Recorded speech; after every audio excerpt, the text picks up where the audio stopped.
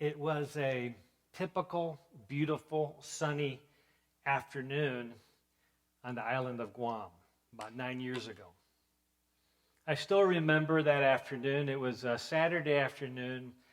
My wife and children and I had just gotten back from church, and we'd had a wonderful lunch, kind of the highlight of the week as food goes. And I got a phone call. It was my neighbor and friend and colleague, Dr. Hugo Leon. And he's one of these physicians that's super high energy, always excited about life. He's always seeking to help people in need. And he goes, Wes, says, can you come to the hospital right now? And I go, I guess I could come. What's up? And he says, I have my patient. His name's John. He almost died last night, and he really wants to talk to you. Hugo went on to explain to me that he'd been working with this 45-year-old firefighter who'd had diabetes for many years. But the night before, he had come in with acute kidney failure and almost died. Family from all over the island had come to be with John the next day, just shocked that they almost lost their son, their nephew, their father. And they were all eager that he would get better. And John, now facing potential medical retirement and almost having lost his life less than 24 hours before, is very eager because he heard something that Dr. Leon said that he'd never heard before. Dr. Leon had said, John, you could reverse this. This diabetes is out of control. Your blood pressure is out of control. Your cholesterol is out of control. Your health is out of control. You can reverse this if you really want to. He had never heard those words stated in that way before. You know, he was the typical person with chronic health complaints that really looked pretty fit, other than the fact that his blood sugar was sky high, his blood pressure was sky high, and he was more and more developing other internal signs of disease. On the outside, he looked great. Fit firefighter. On the inside, he was dying rapidly. And so I drove to the hospital, and there was John. And interestingly enough, I see Dr. Farbach in the crowd. He's been to the hospital as a physician many times. Interestingly enough, there was nobody else in the entire hallway. There was no family. It was just John in his hospital gown and one nurse. She saw me, and I talked with her, and she brought me his chart. And as I started flipping through the chart, I started seeing the reasons why he'd ended up in the hospital and almost died. You see, John, being a firefighter, is used to dealing with emergencies, but then in the amount of time between emergencies, what do all good firefighters do? Learn how to cook good meals. So there's this constant ebb and flow between downtime and then emergency, adrenaline rush. And yes, he was aware that he had diabetes, but he hadn't really taken it to heart. Because he knew the statistics. He saw it all over the place. He knew that basically if you're over the age of 40 or between 40 and 59 years old, at least 1 out of 2 already had pre-diabetes. If you're between the ages of 60 and 74, at least 2 out of 3 already have at least pre-diabetes. And if you're over 74 years of age, at least 3 out of 4 already have pre-diabetes. And a full third at that age already have full-blown diabetes. So for John, it just seemed like it was just the normal process of aging. But John was only 45 years old. And as I looked at John's chart, let me just draw your attention to a few of the details that I was able to glean from going through John's chart. You see, this had happened just after Christmas. And as he had come in for his first visit, or at the hospital, they ran the numbers, they ran the labs. His fasting blood sugar, 300. His random blood sugars, 2 hours after meals, 400 plus. Cholesterol, 300. The statistics show that if your cholesterol is around 300, you're 10 times more likely to die of a heart attack than if your cholesterol is right around 200 or less. But once again, a lot of these numbers only represent about 50% of somebody's risk of developing a serious complication. That's why we've been emphasizing in this series the importance of looking at advanced cardiovascular risk factors, looking at broader risk factors so that we can truly pinpoint what is it that is placing us at risk so we can do something about that now and not take the gamble that John took to potentially have passed away before his 46th birthday. His blood pressure was high with 2 blood pressure medications, 150 over 100. His weight was 229, not super heavy, but definitely overweight. His hemoglobin A1C, that sticky blood sugar test that looks at an average of your blood sugars over the last 4 months, that as your blood sugars rise immediately after meals, that elevated sugar will start to stick to the cells all throughout your body and to the hemoglobin protein in your red blood cells. And that amount of stickiness should only be around 5%.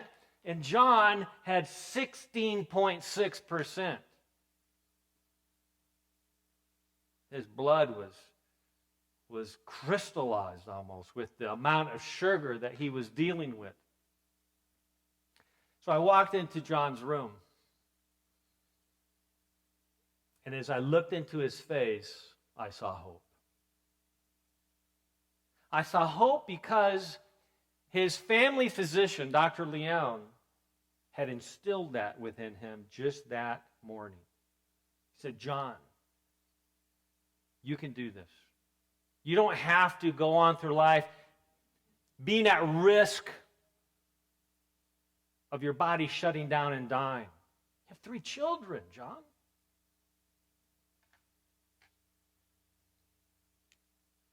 See, other parts of this, though, showed that his creatinine level, that measure in the blood that represents how well your kidneys are filtering toxins.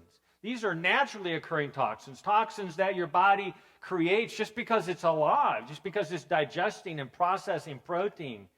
That creatinine level that's supposed to be less than 1.2 was 5.8. Suggesting that if the doctors hadn't intervened on him immediately, he wouldn't have had very many more hours to live. His microalbumin urine, the small amounts of protein found in the urine, was 3,500. And that test was taken 2 weeks after the initial visit. Who knows how high it was, how much protein he was spilling because the kidneys just were not working.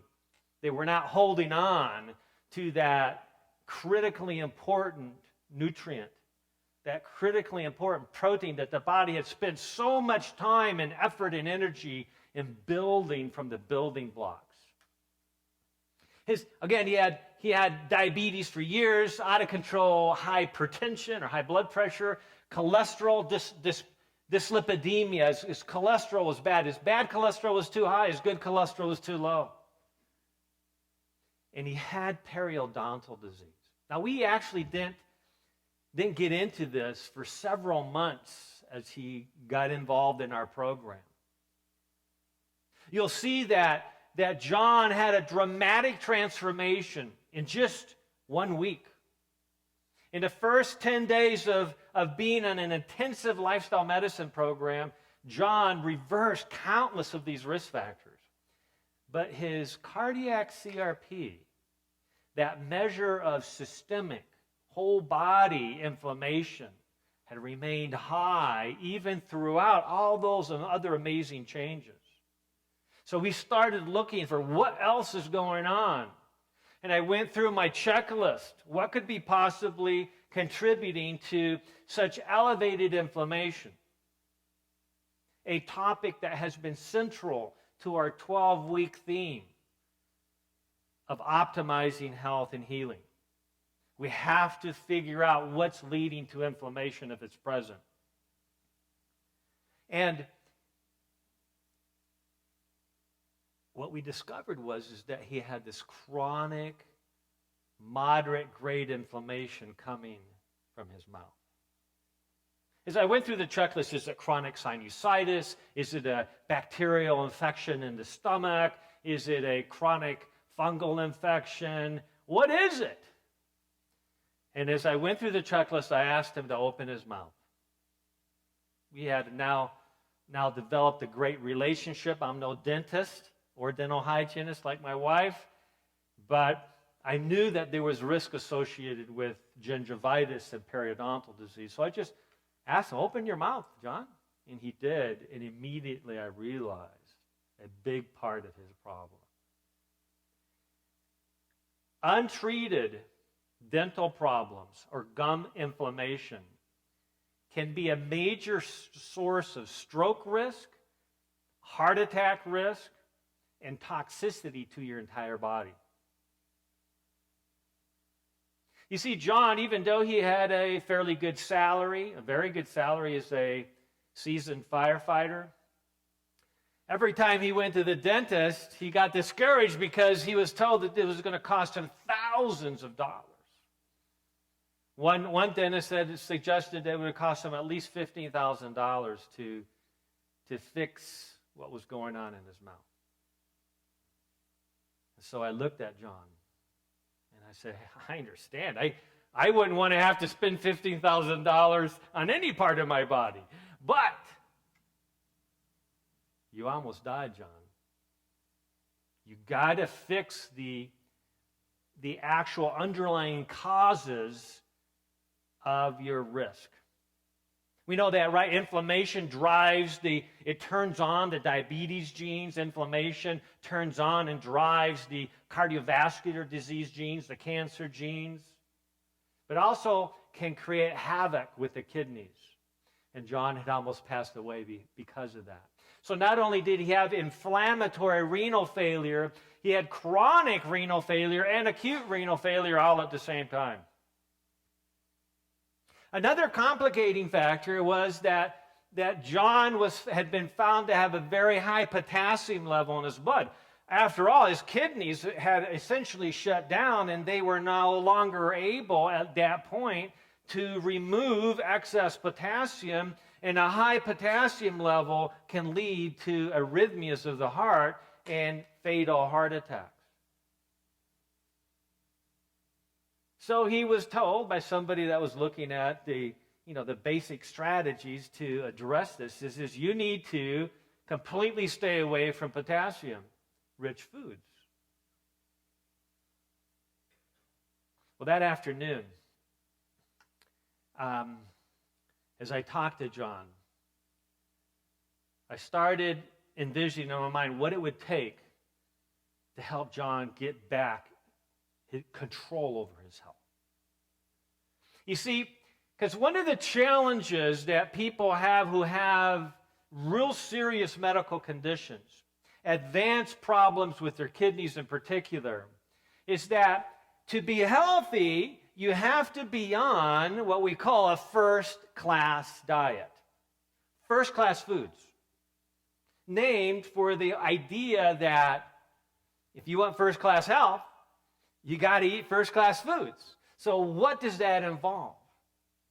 You need to really limit your second-class foods and try to stay away from the third-class foods. And we've covered that in previous sessions. But I wanted to emphasize a key point of what constitutes an optimal diet. One of the key strategies of a healthy diet involves green, leafy vegetables. You got to have that in your diet. Those are the foods that are the most nutrient dense. Those are the foods that have the greatest potential to literally soak up the environment around your genes and change the way your genes work for the better. That epigenetic transformation that can occur in those dysfunctional or harmful genes that we carry. You see, John had been told that he couldn't eat green leafy vegetables because they are rich in potassium. Other foods, the very key foods that can help control those soaring blood sugars. One of the, what I call the king of foods that can help improve lower cholesterol, lower blood pressure, and optimize blood sugar, on and on and on, is the legumes, the beans, peas, and lentils.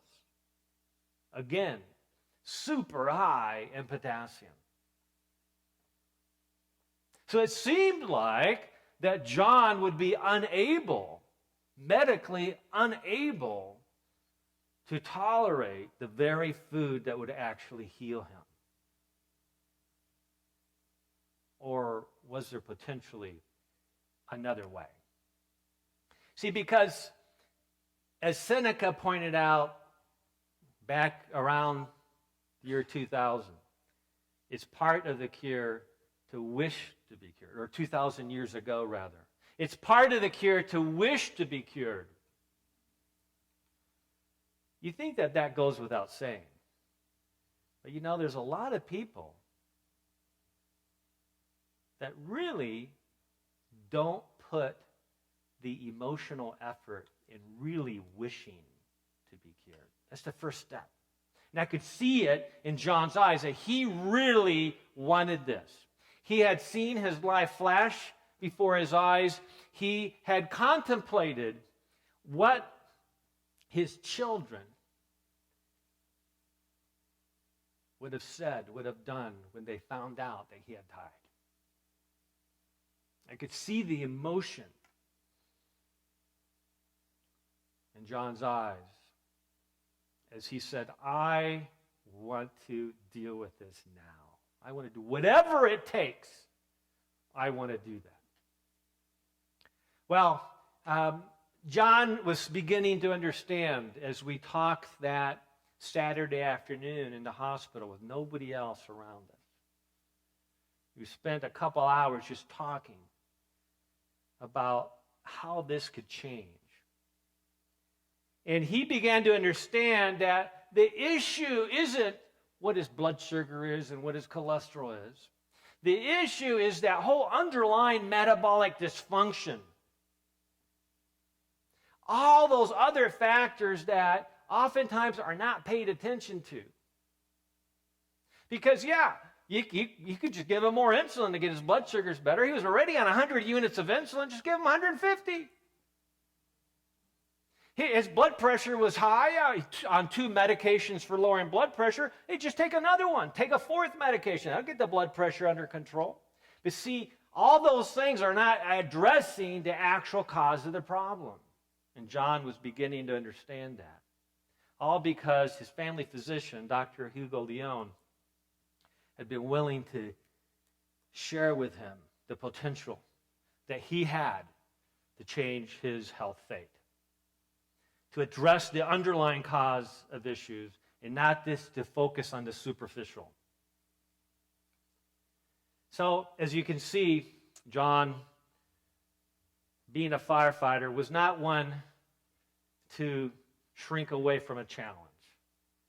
He wasn't going to run away from that burning house. He was going to go deal with it and seek to protect his health and protect his family. We started our overall program and did a baseline consult that next week, right after he'd been released from the hospital. Again, Dr. Leon there the whole way. You're going to go do this lifestyle medicine program, right? Okay, you're going to go see Dr. Youngberg, right? And yes, he didn't have to be coaxed too much. So we did this baseline evaluation that you see, and then about 2 weeks later, after a 10-day intensive lifestyle medicine program, we did follow-up labs. Just 2 weeks later, because it was an intensive program. Normally I would wait to do follow-up labs for about 4 weeks. But we were exercising for an hour together in his group every day. We were checking blood sugars and blood pressures before and after exercise, before and after eating. We had John on a 100% plant-based diet. We had evaluated all of John's risk factors, and he was doing everything that was reasonable. First, second, and third line therapy. Everything that was reasonable to optimize his health. And today I want to focus on several of the tests that we did with John and how that relates to the bigger issue of kidney health. We're looking at the GFR, the glomerular filtration rate. How well does your kidney filter? The C-peptide test is a test we've talked about recently that looks at how well your pancreas is able to produce insulin on itself. And since John was already on over 100 units of insulin a day, we need to have a way to assess whether his pancreas was in failure or it was just that his diet and lifestyle was so out of control that his pancreas couldn't make all that excess insulin that was necessary to make up the difference. You know that in less than a week and a half of making changes, John was off over 100 units of insulin, completely off all of his insulin. No diabetes medications.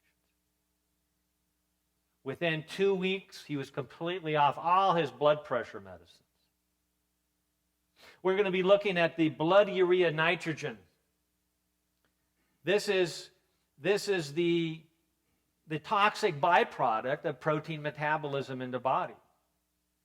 The body converts it into urea, and it can be measured in the blood. And if it is elevated, we know that the kidneys are having a difficult time in processing and detoxifying and filtering out these naturally occurring toxins in the body. Creatinine is another more sure way to evaluate how well the kidneys are filtering out these naturally occurring toxins of metabolism. And a final test is looking at the microalbumin urine. Micro just means small. Albumin is the most predominant protein in the blood. In fact, it's the very protein that actually helps draw water out of the tissues into the blood. So when people have swelling in the tissues, one of the main reasons for that is because the albumin is leaking. You want to keep the albumin, the protein in the blood, to draw the water into the blood or in the plasma. So how much of that protein, that albumin, is actually leaking or not being filtered properly and actually being dumped into the urine? That's a sign that the netting, the filtration process is damaged, and it's not able to hold on to that gold mine, that precious protein that the body, again, has spent so much time and effort to build.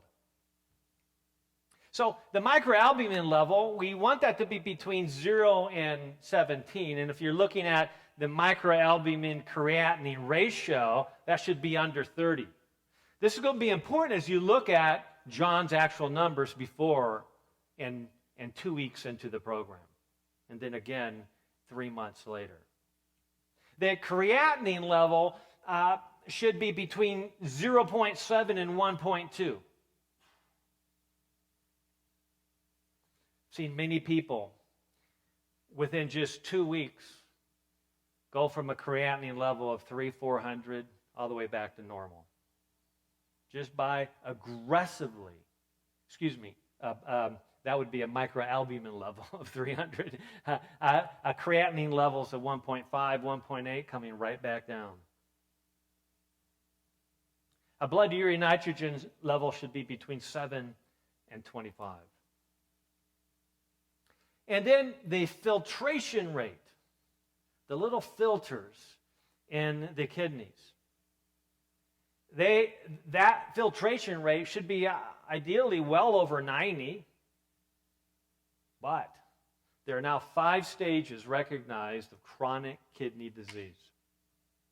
And frequently I will see individuals, and I look at their filtration rate in their kidneys, and it's less than 60. They're already at stage 3A, somewhere between 45 and 59. And since my work is involved in helping individuals understand their risk, where they're at right now, I bring this up. And they go like, what? Stage 3 chronic kidney disease? What happened to stages 1 and 2? But see, this is such a common problem in our society today that many times doctors, because they're busy and they're focusing on the main reason for the visit, don't even bring it up. It's so common. But then as that chronic kidney disease begins to progress into stage 3B, with the filtration rate dropping below 45, somewhere between 30 and 45, that's becoming more and more risky. You know what the good news is? That this stage is completely reversible. And there's no reason why somebody who's paying even the smallest amount of attention to their health shouldn't know that in time to reverse it. We know that having an elevated protein in the urine, even mildly elevated,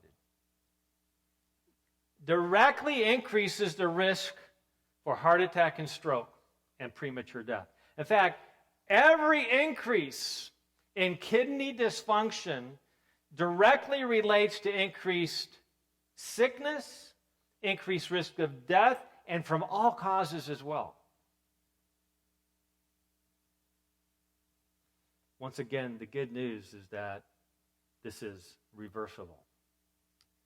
So as we're dealing with the primary causes, the primary reasons why so many of us have issues with their kidneys, most people aren't aware of it, but it's there. In fact, many people have a third of their kidney not working or a half of their kidneys not working, and they have no idea because there's no obvious signs. You know, you can survive pretty well with one kidney. But not if as we age, that one kidney is only working 50%. So one of the critical challenges regarding our health is that, as you take a look at this slide, the average diet only consists of 7% of whole unprocessed foods. It's amazing to me that our population is as healthy as it is, because we're getting very little exposure on average to the foods that were designed to heal the body and restore us back to health every day, multiple times a day. So 7% of our diet as Americans comes from whole fruits and vegetables and unprocessed foods. That's got to change. That's got to change. And that's the reason why so many of us are developing problems with diabetes, hypertension, heart disease, autoimmune disease, and so forth. 42% of the diet comes primarily from dairy and animal foods. And 51% of our diet comes from refined and processed foods. So what we want to do is we look at the next slide. We want to transform that. So instead of only 7% of our calories coming from fruits, vegetables, beans, whole grains, etc., that we're getting over 80% of our diet coming from that, and that we're limiting animal foods as much as possible. In fact, there's actually no reason to use animal foods if we're focusing on an optimal diet. But at minimum, that should be limited greatly. It's the societies around the world, non-vegetarian societies, that consume the least amount of animal protein. They're getting 5-7% of their calories coming from animal foods. They're the ones that are very healthy. We need to at least take it that far. And then refined starches should be limited. Instead of being the 42%, they should be limited to well under 10%. So those are the goals that we're shooting for. We want to try to get more of these foods, these very foods that John was told he couldn't eat because his potassium level was high. His kidneys had shut down. He couldn't get rid of that potassium that was so rich in the very foods that he needed to eat to heal his body.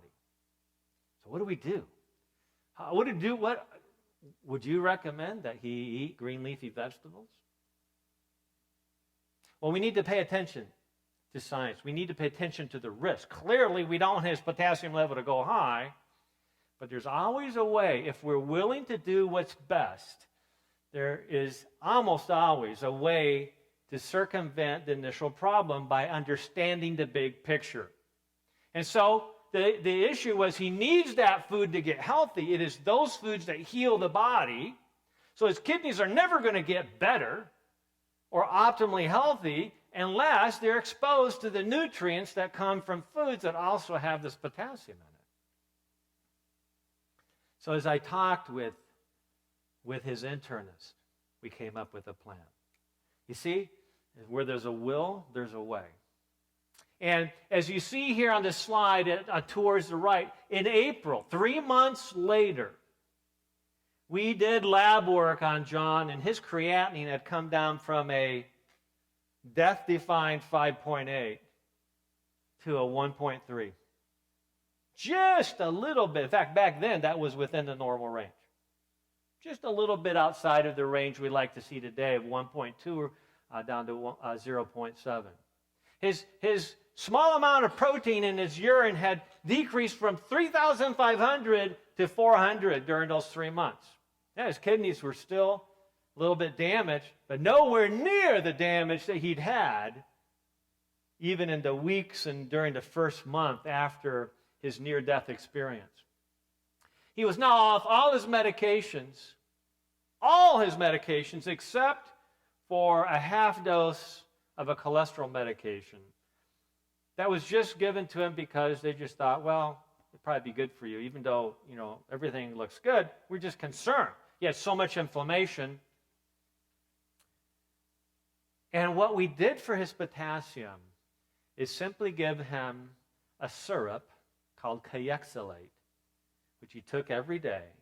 And this syrup binds potassium so that while he was eating all these healthy, high potassium foods, this Kayexalate syrup was able to bind potassium so that his blood potassium levels would not go high and create heart risk.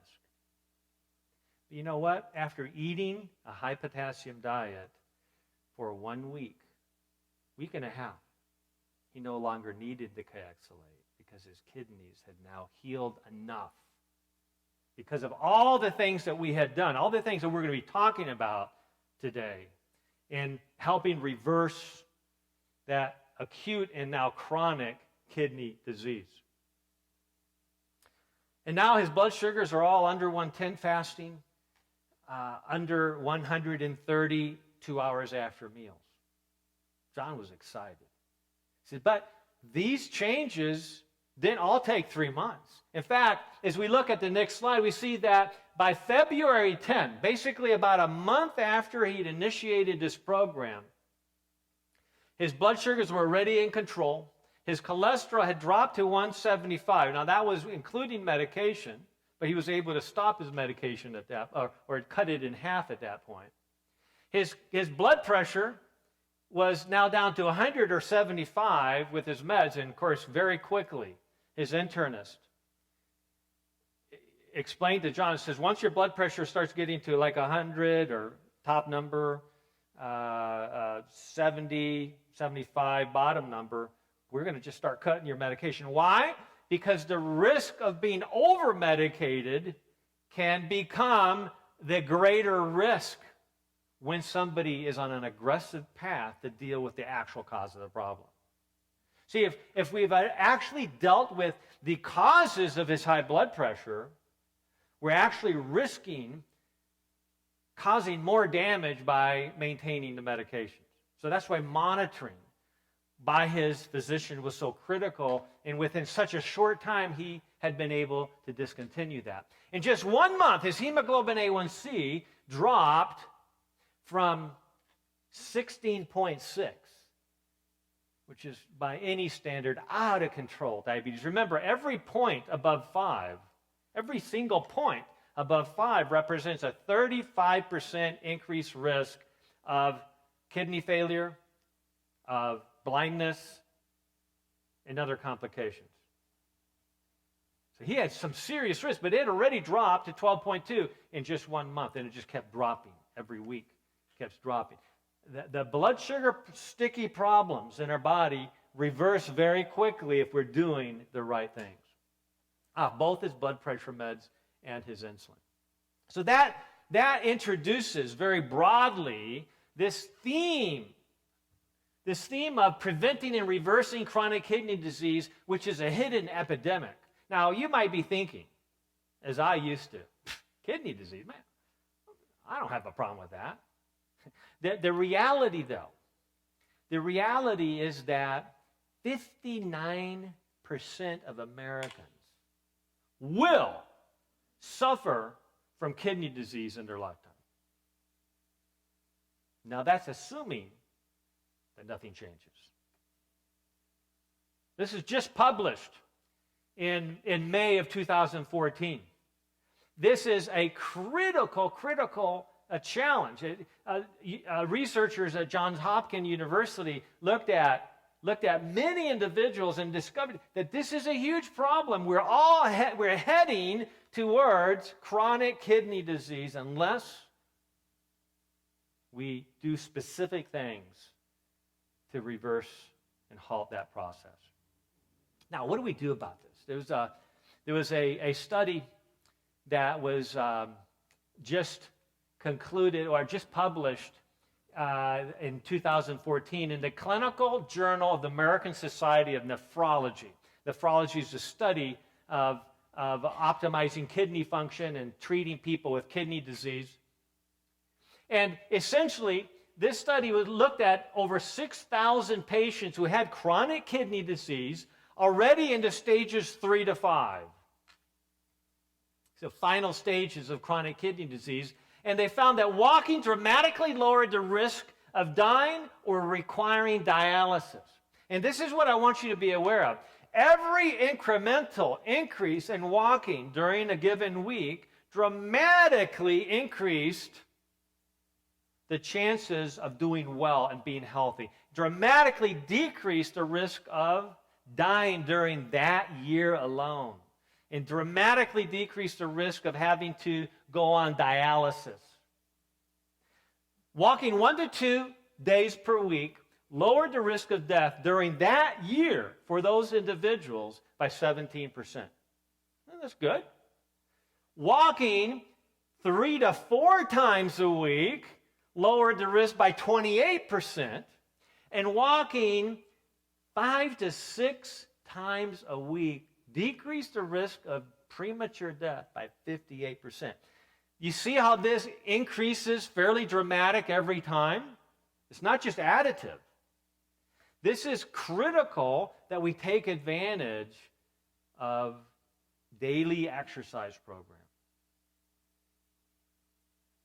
I know that we're so busy. We've got so much going on in our lives.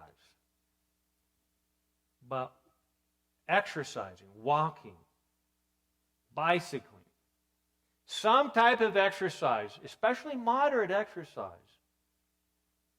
is being underutilized by well over 80% of American population. Such an easy thing to do. And I strongly encourage you. I got to keep encouraging myself. It's an easy thing to go many days without any real significant exercise. I was working with an individual just this afternoon who drives over an hour, he and his wife, to see me.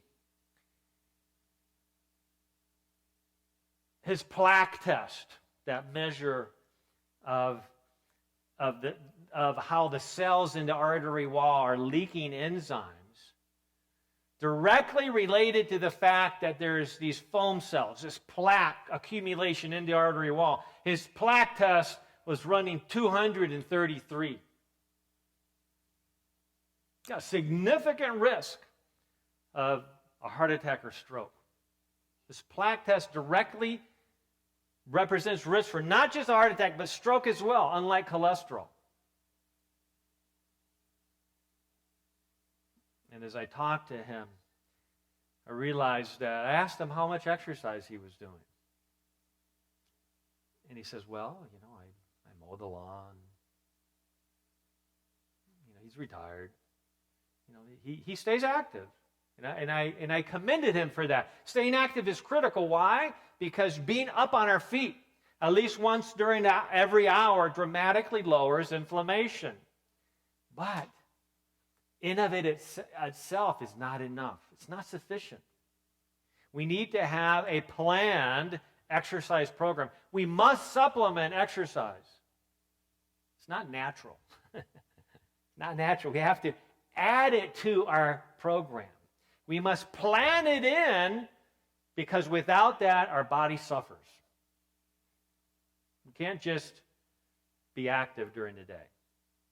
As important as that is, you have to plan it.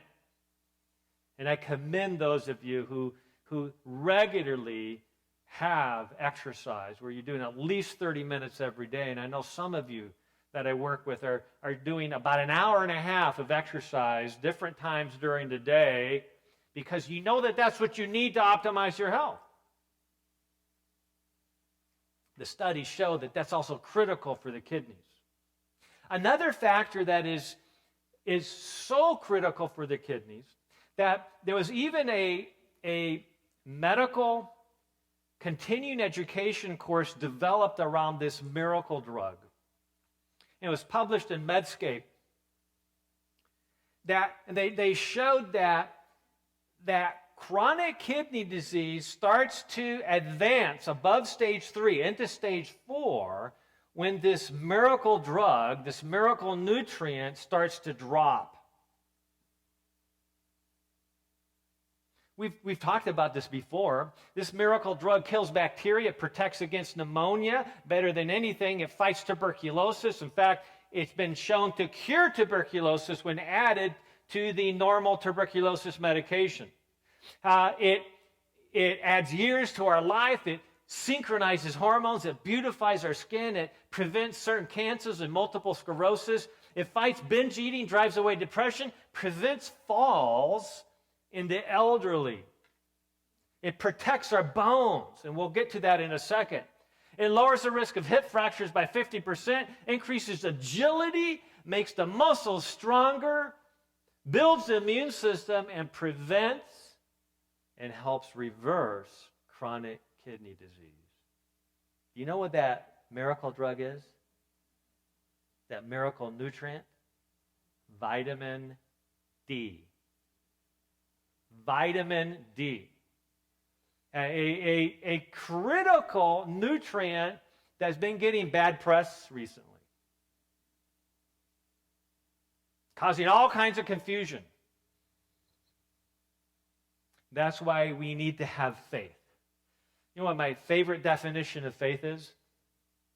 Faith is the art of holding on to something that you once knew to be true, in spite of changing circumstances and moods. See, the winds of change are always around us. There's political efforts at times to change the opinions. But we have to be grounded in what we believe. We have to be grounded in what we know to be true. And this is one example. Now, one of the reasons that vitamin D is so critical is because of this calcium calcification paradox.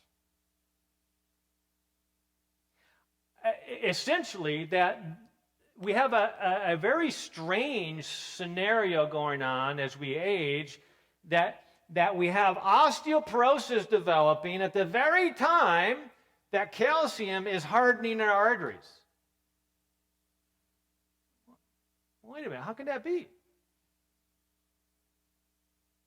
I remember as a student at Loma Linda University, as I was in gross anatomy class, we all were assigned to a cadaver, and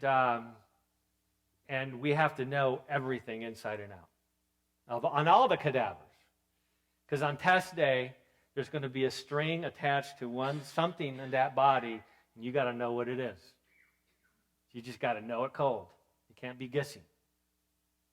And so my job one day was to dissect the heart, to open it up and to clear out, look at the coronary arteries. And this was a 45-year-old lady who had died of heart disease. At that time, I thought that was pretty old. that age has gone a long time ago for me. And I was thinking about that 10 years ago when I saw John's chart and realized he was my age. We were both 45 at that time. He almost died. I was thinking about doing that, working on that cadaver and opening up that coronary artery, slicing, and then I looked, and it was very hard. And I not knowing and not having much experience cutting up cadavers, I just thought it was because it was a cadaver that it was so hard. Dr. Roberts and one of the other professors came up to me and said, "You know what that is, Youngberg?" I go, "Well," he says, "that's hardening of the arteries." As I cut the artery long ways and opened it up, there was a tube, a thick straw in it, which was all calcium, about 1.5 millimeters thick. I was able to break that right out. See this tube, this straw. And I began thinking to myself, and I said, if only this person had had access to information on reversing atherosclerosis. And I remember that one of the professors says, "Oh, you can't reverse atherosclerosis. You can't reverse hardening." This is a long time ago. This is back in the mid-'80s. And I remember thinking, I said, wait a minute, we just had a lecture on how bones, these huge calcium deposits in our body, can disintegrate. Why can't we get rid of 1 millimeter of calcium in an artery? That didn't make any sense to me. But I was a student, so I can't make too much of a fuss. But now we understand that there's this calcification paradox. That when the vitamin D in the blood gets low, that means that we're not able to bring in the calcium that's in the food that we're eating. The ability to draw calcium from the food into the bloodstream is diminished by half. And as the blood calcium starts to suffer a little bit, the body instantly says, hey, we cannot afford to have a low blood calcium level. And so immediately the parathyroid hormone releases, or the parathyroid gland releases its hormone. And that hormone goes to the bone and stimulates the osteoclasts, which are these little cells that chew up bone and spit it out into the blood. Why? Because that raises the calcium levels. So now the calcium levels are up. The body's now able to do what it needs to do with calcium. But that extra calcium that's floating around does what? It starts to harden the arteries in the carotids, in the coronaries. And it also hardens the kidneys. It damages the kidneys. And so the studies, as I took this continuing education course, it showed that when vitamin D levels are low and we have stage 2, stage 3 chronic kidney disease, if that vitamin D remains low, what happens is that parathyroid hormone is produced at a higher level. It draws calcium out of the bones, causing osteopenia, osteoporosis, and that excess calcium ends up in your artery walls and in your kidneys. By optimizing vitamin D, you reverse that whole process. And then by optimizing the consumption of green leafy vegetables, where you're getting abundant vitamin K is actually the rate-limiting vitamin that actually helps the tissues in the arteries throw away calcium where it's not, get rid of the calcium where it's not supposed to be. There's this GLA protein matrix in the tissues of the arteries that is able, if vitamin K is present, it's able to get rid of calcium and start changing that hard artery into a flexible, healthy, younger, biologically younger artery. So we got to pay attention to the calcium calcification paradox. There's another powerful natural strategy available that I can't help but mention because it relates to charcoal. We've talked about detoxification and the power of charcoal in helping detoxify the body. Well, just a few years ago, not more than an hour from where we're tonight in San Diego, the American Society of Nephrology held its annual meetings. And at that meeting, Dr. Valentina Kahn, she was a professor from Vanderbilt University. She presented a study that she had done with her colleagues at Vanderbilt showing that mice who had a part of their kidneys damaged, who now were not able to fully detoxify the blood, were not able to do their job, quickly developed atherosclerosis and serious heart disease. Very quickly.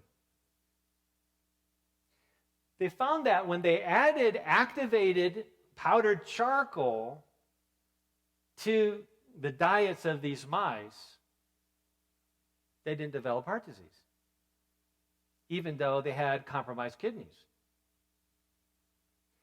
It was such an interesting finding that they had talked about the fact that chronic kidney disease, after a certain stage, there's very little currently available in conventional medical practice to treat that effectively and prevent the heart disease that it causes. But what they found with this mice study is that even after delaying treatment to these mice who are developing problems by adding the charcoal to their diet, their heart disease resolved. So what's going on here? We've been talking throughout this entire series about inflammation. The researchers found that the cholesterol was still the same, the blood pressure was still the same, but what changed dramatically was inflammation. Why? Because it's toxins in the blood that create inflammation for the most part. The top lipidologists, cardiologists understand that you have to have a toxin in the artery wall for plaque to begin.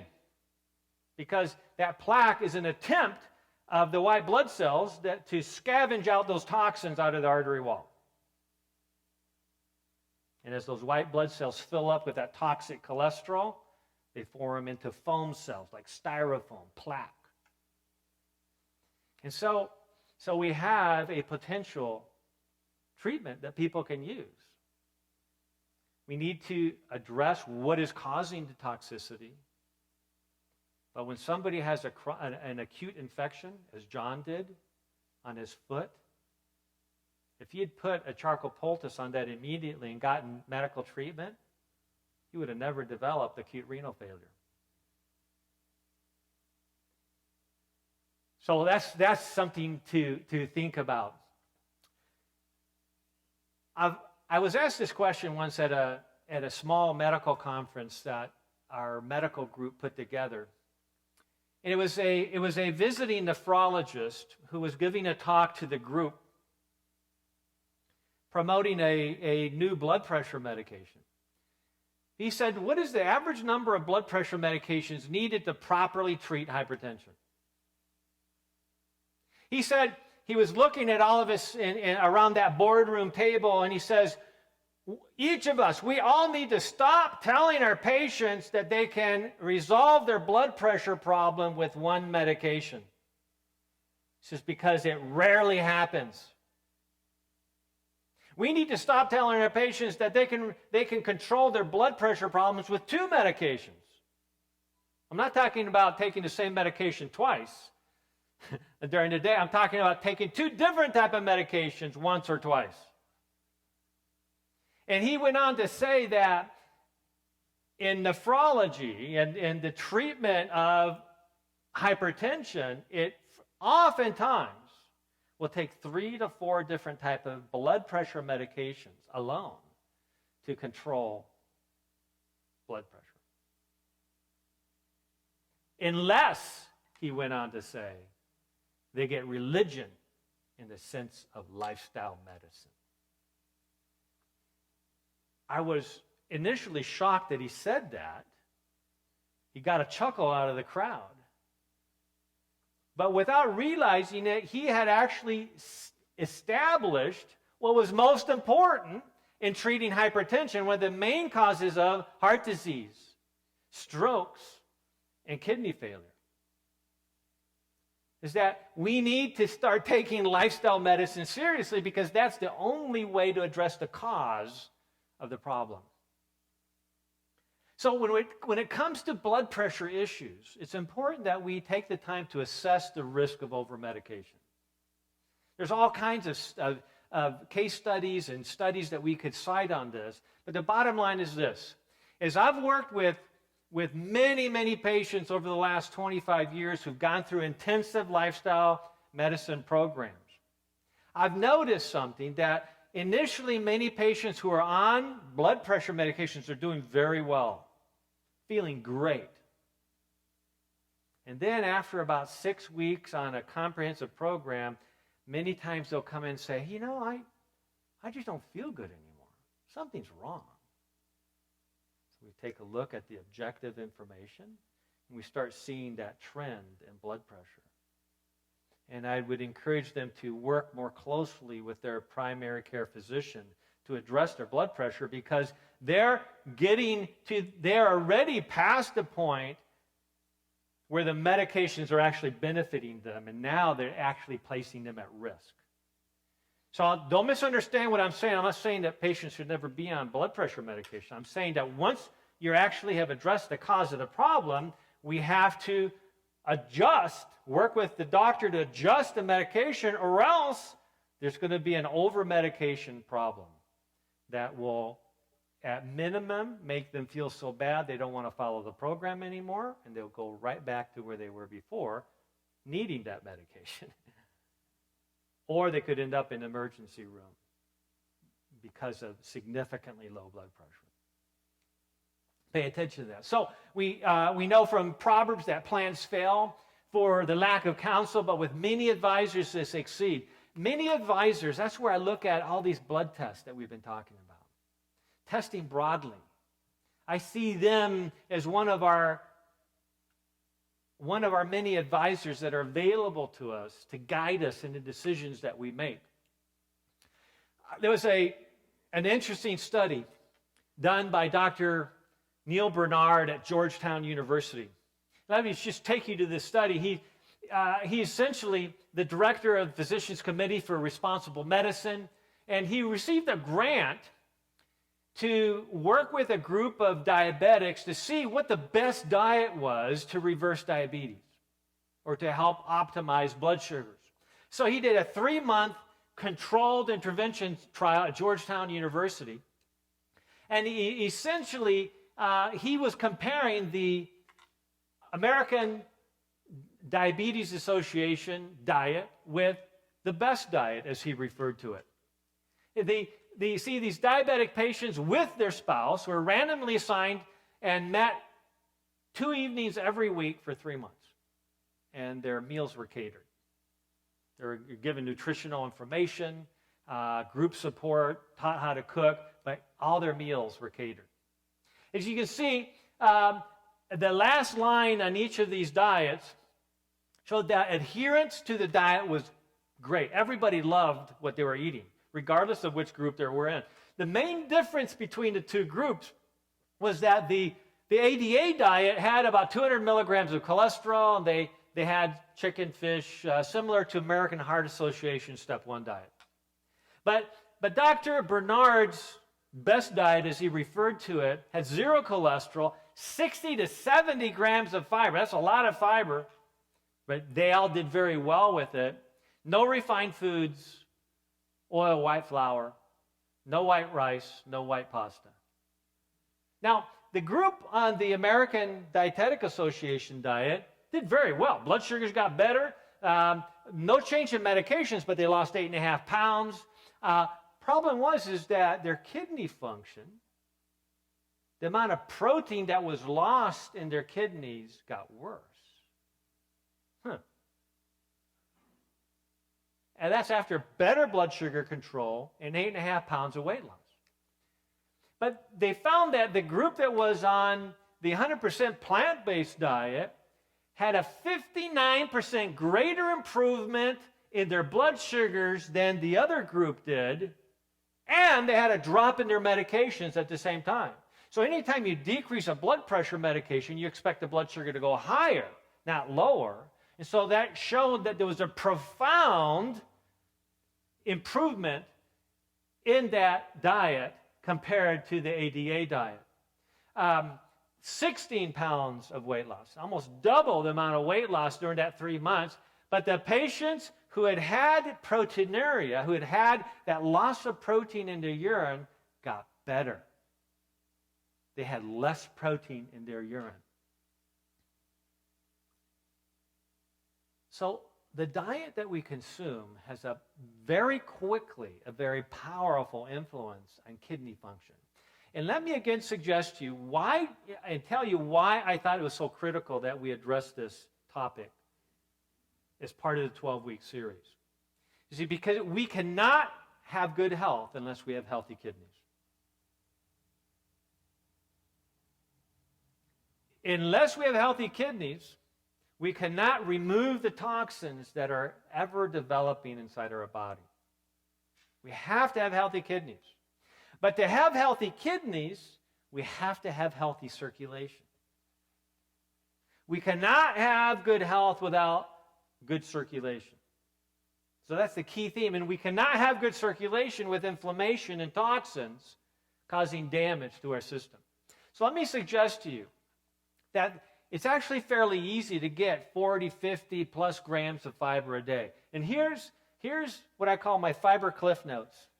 Okay? So if you regularly use legumes, beans, peas, lentils in your diet, you're going to be getting 8 grams of fiber for every half cup serving.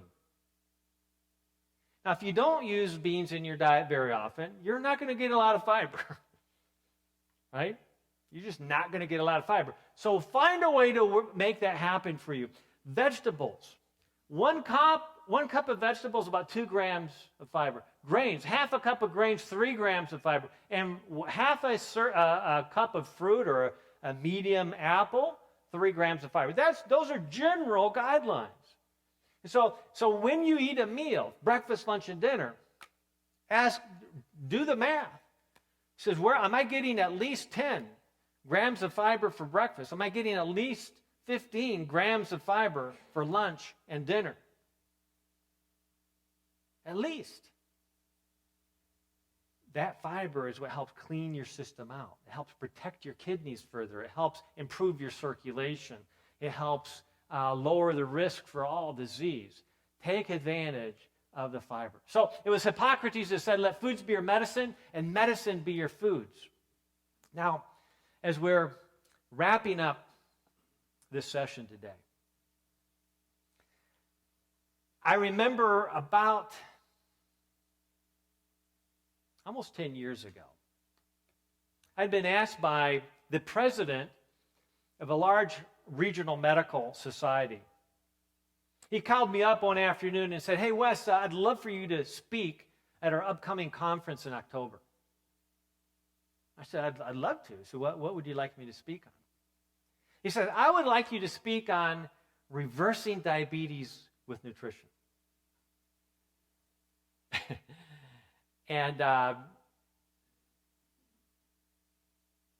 being familiar with the controversies and the consequences of talking about things like this at least 10 years ago, I sought to clarify, and I said, now, Doc, you sure that you want me to talk at this huge conference? They were inviting 500 physicians and health professionals all over the Pacific Rim to attend.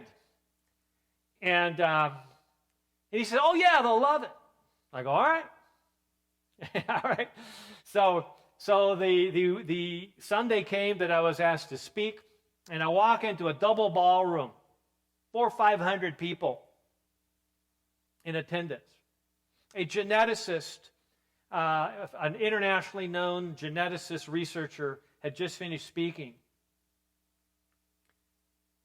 And I was now introducing this topic. And so I thought, I better kind of clarify this at the beginning, just to get myself out of trouble. So, by the way, I just want to go on record that it was Dr. Tightnell, the president of this medical society that organized this conference. He was the one that picked the title for my talk today. I just kind of smiled and thought I was covered. Well, I went on to present what I thought was a good 90-minute overview of how diabetes could be reversed. During that presentation, I showed a minute-and-a-half clip from this documentary, Super Size Me. If you haven't seen this, you got to see it. Where Morgan Spurlock, the producer, decided that he was going to eat nothing but McDonald's for 30 days. It literally almost killed him. He gained 29 pounds in 30 days. His liver enzymes went through the roof. He had 3 doctors checking up on him separately, not knowing about each other. And each of the doctors says, you're crazy. You're just pickling your liver. Whatever you're doing, stop doing it. They're asking us, are you just like drinking vodka all night long? No, I'm just eating McDonald's.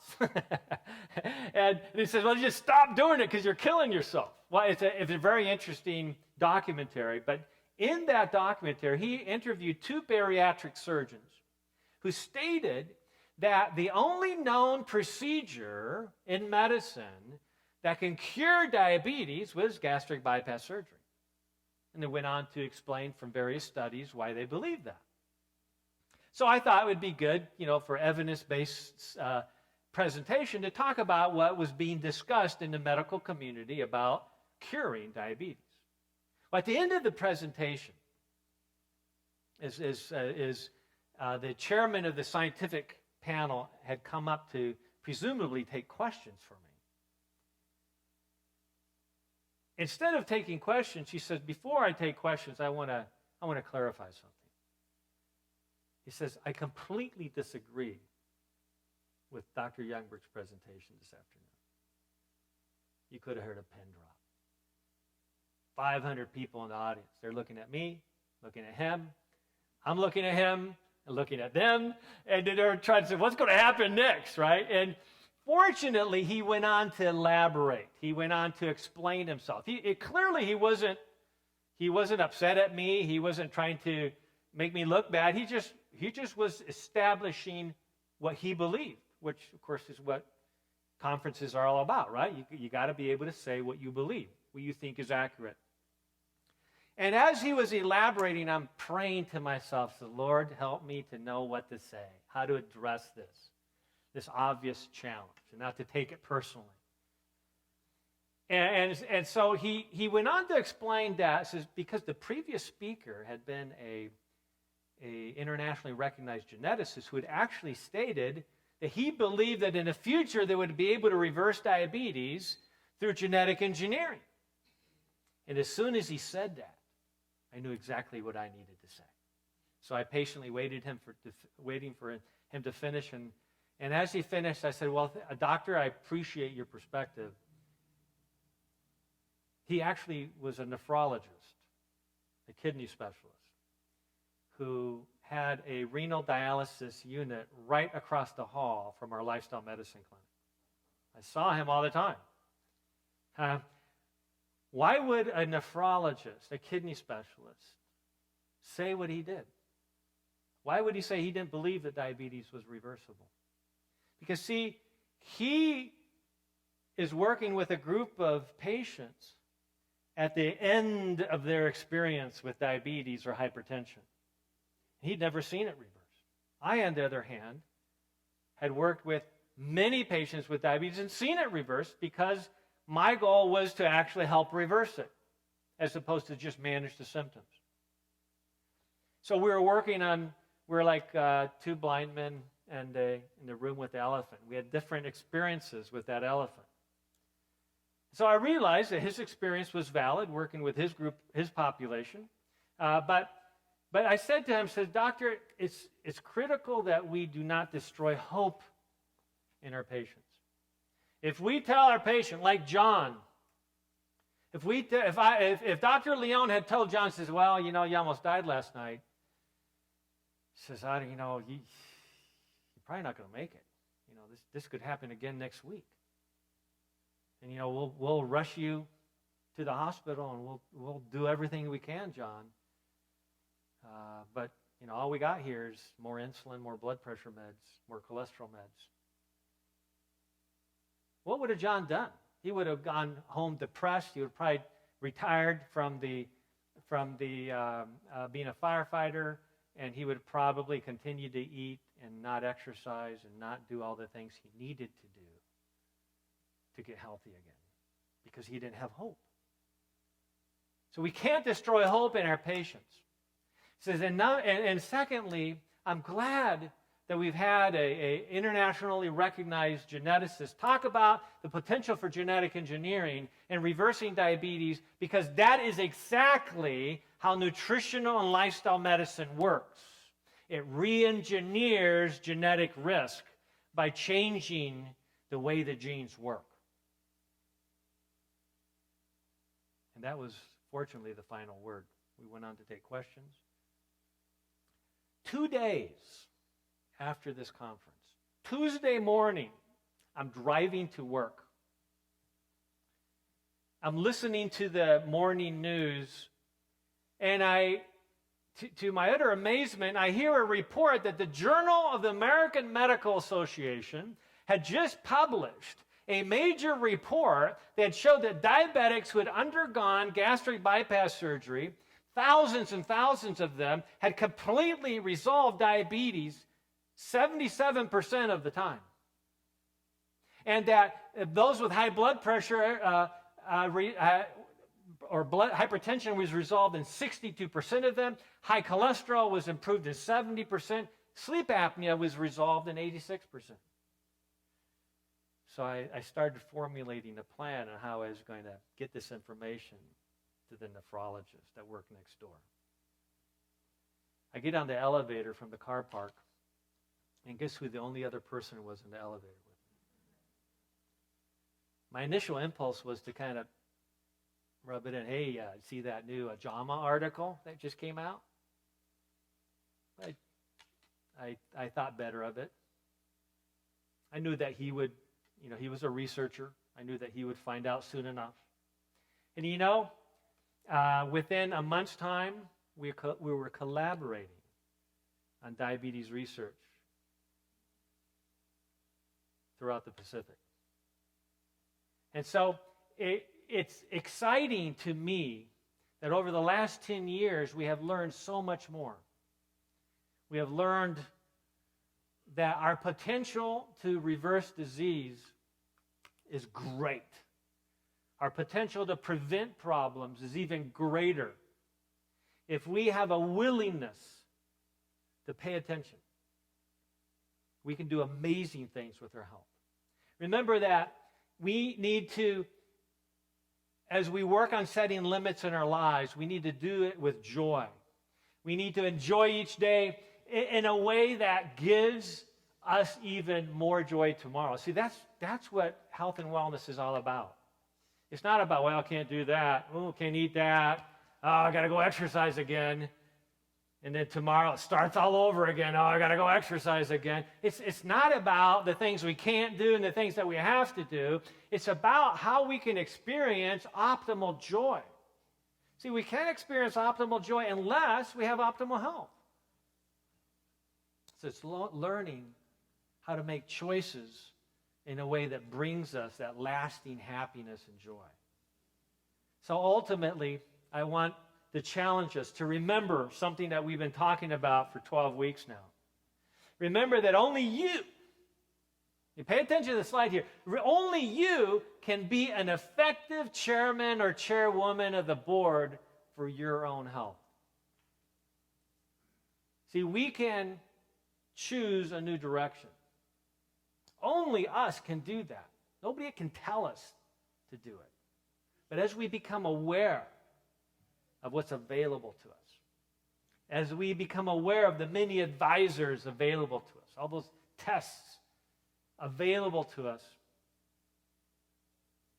I hope that each of you make that decision to take that road less traveled, because that will make all the difference. Thank you very much.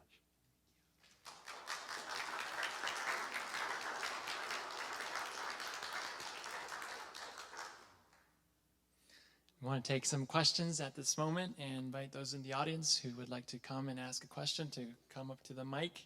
But I would like to begin with this question. Kidney stones. Is there a way of taking care of kidney stones in a natural way? Well, the key about any type of stones is to have it analyzed. If you have access to one of the stones that has passed, have it analyzed and find out what is it made up of, what's contributing to it. One of the interesting things to pay attention to is that there's been conflicting evidence as to how calcium relates to stone formation. And what's interesting is that when calcium is taken with a meal, it actually binds oxalates, which can be one of the key components of a stone, therefore reducing the growth or the development of a stone. But when calcium is taken in between meals, it can actually increase the risk of stone formation. So that's one of many tips. I would say that the main goal is to step back and to look at all the strategies that we've been outlining with regards to health, and to focus on the obvious things first. We oftentimes like a quick and simple solution, and then we go back to the same old lifestyle. So what we need to ask is, what are the causes of these problems, and start addressing the obvious things. In other words, am I eating a healthy diet? Am I getting plenty of fiber in my diet? These are simple things, but they take effort and consistency on our part. Am I drinking plenty of water? Am I waking up to that warm mug of water every morning to rehydrate the system? If we're not doing that, that's one of the first things we should be addressing. Am I getting exercise in the open air and sunlight every day? Those influence so many hormones and so many processes in the body. Okay? Am I taking advantage of these things that we've been discussing over the last 12 weeks? Okay, thank you very much. We have, I guess, a question from our audience here. Hello, doctor. Hey. A couple of quick questions. First of all, what are some of the outward symptoms of, kidney failure or kidney disease? Well, first of all, it's actually referred to silent killer. There's a lot of silent killers around, unfortunately. Diabetes is referred to as the silent killer. Hypertension is a silent killer. And chronic kidney disease is actually a silent killer for the most part as well. And that's why we call it the hidden epidemic. It's just people are not aware of it, so unless we do those tests, we don't catch it early enough. But in later stages, there are many potential symptoms associated with that. As people go into stage 4 or stage 5 chronic kidney disease, then it's very obvious that they're toxic. The skin changes color, the urine can get foamy because of protein in the urine. It's just very obvious something's wrong here. And so my hope was that nobody would wait until they develop symptoms to go get checked out. That's probably the overriding theme of this entire series is don't wait until you feel like something's wrong to get checked out. Because much of the time, in fact, I dare say most of the time, the things that really get us are the things that we never feel. Right? A third of all sudden death heart attacks occur in people who have no idea they have any risk at all for heart disease. Sudden death means they're dead within 24 hours. Okay? So yes, there are symptoms, but usually they're not felt until the very end stages. Thank you. The other question was regarding the use of activated charcoal and on a daily basis. Do you have any guidelines for that? Okay. Great question. Very practical question. And, I always feel a little uncomfortable when I'm talking about activated charcoal because it's just like it reminds me of one of the health workers in the islands in Chuuk. He would go visit people all over the place. The only thing he had with him, they had no budget for medicines. The only thing he had with him was charcoal. And he picked up that idea from a conference that I had spoken at. And so he was like considered to be like the best witch doctor in the whole area because he had charcoal, which can do so many things. So I would say this: if I could only choose one remedial agency to have with me during a major crisis, whether here or in some third world country, it would be charcoal. I've often thought, what would happen if this Interstate 15 corridor between Riverside and San Diego, if the power went out, this entire corridor would just shut down, right? We'd lose water, we'd lose electricity. What would happen to disease? It would spread like wildfire. Well, we go to the hospital, right? Forget about it. Hospitals would be packed already.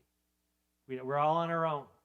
So that's why one reason I have this huge bag of charcoal in my garage, because I will be the one in my neighborhood to make sure that diarrheal diseases, cholera, etc., are not spread like wildfire, because it's so simple to treat and cure just with charcoal.